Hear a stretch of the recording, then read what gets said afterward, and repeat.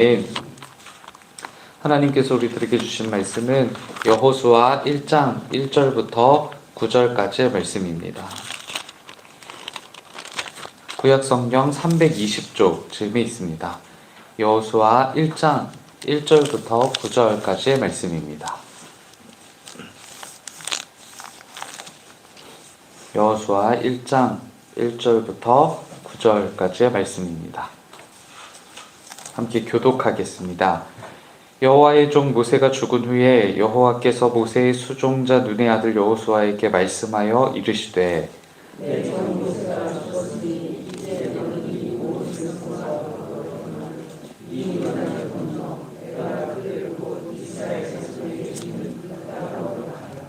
내가 모세에게 말한 바와 같이 너희 발바닥으로 밟는 곳은 모두 내가 너희에게 주었노니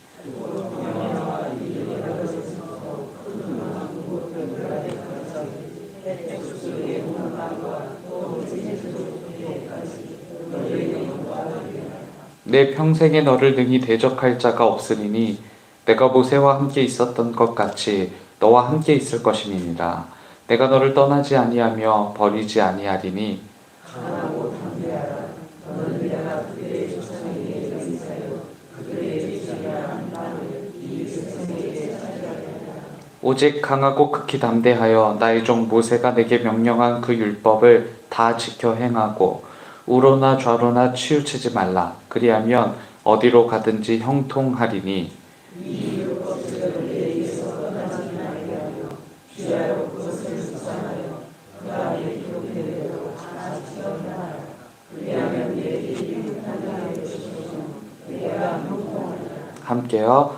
내가 네게 명령한 것이 아니냐. 강하고 담대하라. 두려워하지 말며 놀라지 말라.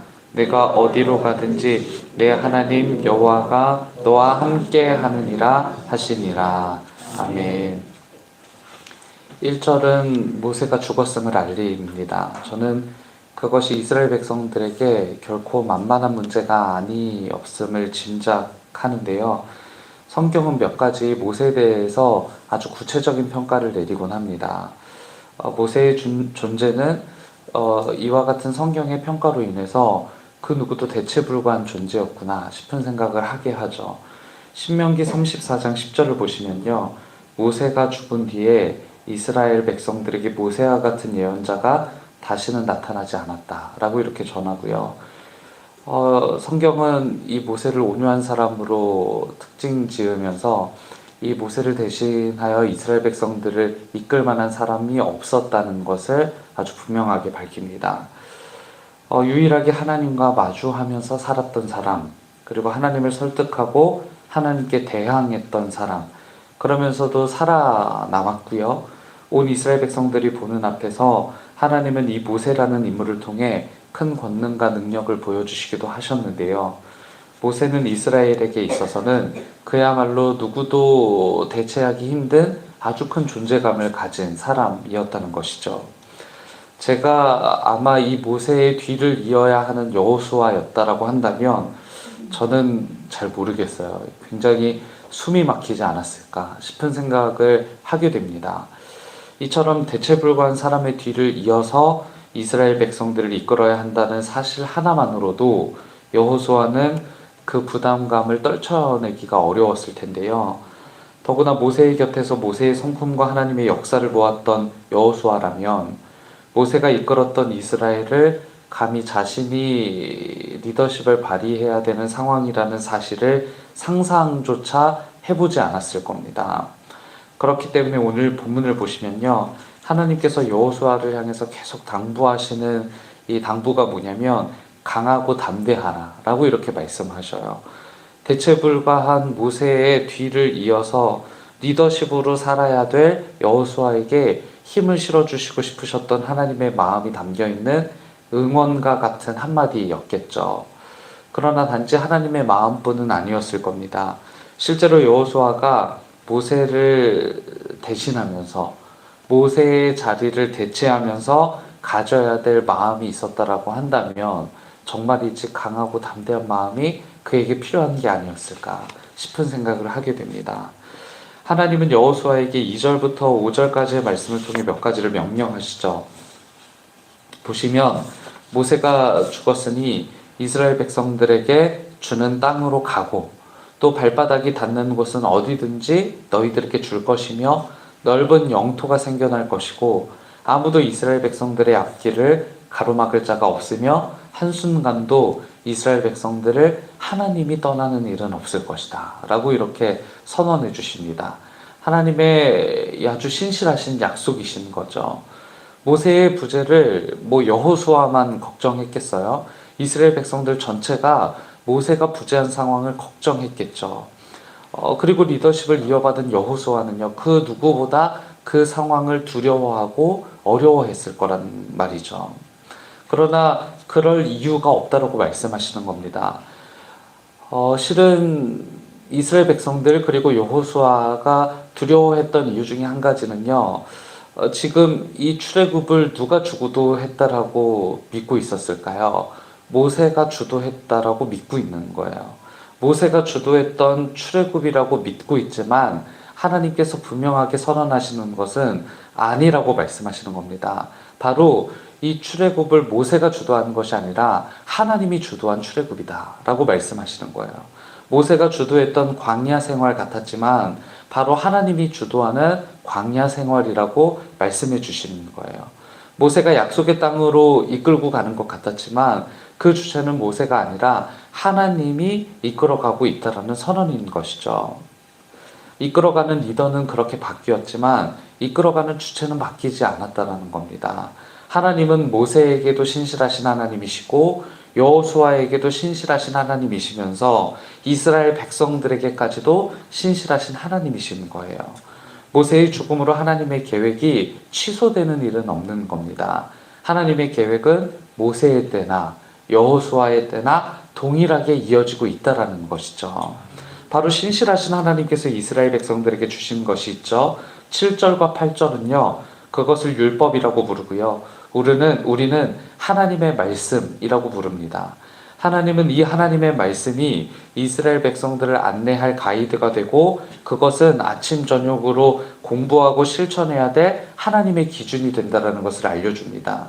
즉 필요한 모든 것을 채우시는 하나님의 은혜가 그들을 이끌어가는 게 아니라 이스라엘 백성들을 이끌고 그들이 강하고 담대할 수 있는 이유는 그들에게 다른 게 있기 때문이 아닌 거예요. 하나님의 말씀이 있기 때문이다. 하나님의 말씀이 지금까지 그들의 삶을 주도해 왔던 것이고 앞으로도 그들의 삶을 무엇이 주도하는 거예요? 하나님의 말씀이 주도해서 결국 가나안 땅, 약속의 땅까지 이끌어 가신다는 거예요. 우리는 우리의 처지를 바라보면서 흔들릴 때가 있기 마련이죠. 마치 이스라엘 백성들이 모세의 죽음 이후에 크게 요동했던 것처럼요. 여호수아와 이스라엘 백성들은 그 해답을 하나님의 신실하심에서 찾았던 겁니다. 출애굽으로 시작한 하나님의 구원 계획은 반드시 신실하신 하나님의 약속대로 약속의 땅 가나안까지 이어질 거라는, 그들이 믿었던 건 그렇게 될 거라는 결과를 믿었던 게 아니라요, 이스라엘을 결코 포기하지 않으시는 하나님의 신실하심을 믿었던 겁니다. 우리는요, 하나님의 어떠함을 믿는다고 고백하는 경우가 적지 않죠. 때론 그렇게 될 거라고 믿는다고 내 소원을 하나님의 소원처럼 말하기도 하고요. 용서하시는 하나님을 믿는다면서 내가 지은 죄가 충분히 받아들여질 것을 믿기도 합니다. 그러나 우리가 믿는 것은요, 하나님의 어떠함을 믿는 것이 아니라요, 하나님을 믿는 겁니다. 그리고 주께서 하신 그 말씀을 믿는 것이고요. 신실하신 하나님이 우리를 포기하시지 않으신 것처럼 우리 역시 끝까지 하나님을 포기하지 않는 주와 같은 신실함이 우리에게도 있길 소망합니다. 우리에게 주어진 일상에서 하나님은 여전히 구원 계획을 이루어가고 계시는 겁니다. 그래서 우리가 살 소망은요, 다른 것에 있지 않는 것이죠. 하나님의 신실하심 때문에 우리의 살 소망이 끝까지 이어져 가는 것입니다. 함께 기도하겠습니다. 하나님, 사람과 비교할 수 없는 신실함으로 우리의 부족함과는 상관없이 우리를 위해 일하고 계심을 알고 있습니다. 인정하고 싶지 않은 현실과 상황이 흔들리는 것은 우리 마음일 뿐 하나님은 여전히 우리를 사랑하십니다. 하나님께서 우리에게 보내고 계시는 그 신실함의 아주 일부라도 담길 원합니다. 하나님을 신실하게 사랑할 수 있도록 우리 마음을 바꿔주시고 우리의 영을 새롭게 하사 신실한 한 해로 살아갈 수 있도록 인도해 주옵소서. 무엇보다 말씀이 우리 삶의 가이드 되기를 원합니다. 기도를 위해 이 자리에 모인 주님의 백성들을 기억해 주시고 삶의 고비고비마다 하나님 말씀을 더듬어 찾고 그것이 내게 길이 되며 해결이 될 수 있다는 믿음을 주옵소서. 넘어지더라도 주의 말씀 의지하여 굳건히 살아가는 삶의 길 되게 도와주옵소서.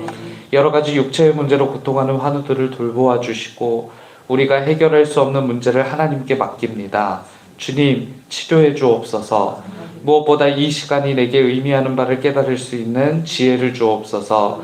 더불어 마음의 문제, 경제적 문제, 사회적 문제, 관계의 문제로 신음하고 힘겨워하는 이들에게 찾아가 주시고 그 많은 문제들 안에 담아두신 하나님의 뜻을 찾고 흔들릴 수밖에 없는 상황 속에서도 흔들리지 않는 하나님을 발견하도록 이끌어 주옵소서. 시대는 점점 악해져만 갑니다. 그 속에서 마땅히 해야 할 일, 또 가야 할 길을 가는 정능교회 되게 하시고 빛으로 오신 주님처럼 이 땅과 지역의 빛으로 자리 잡는 하나님의 교회 되게 구별해 주옵소서. 하나님께서 세우신 한임 목사님을 강건히 지켜주시고 한 마음으로 하나님이 원하시는 교회 되도록 인도해 주옵소서. 드린 예물 있습니다. 쌓을 것이 없게 넘치도록 부어주시는 하나님의 은혜를 경험하는 손이 되도록 인도해 주시고 드린 두 손을 통해 하나님의 나라가 이 땅 가운데 확장되어져 가는 역사 있도록 도와주옵소서.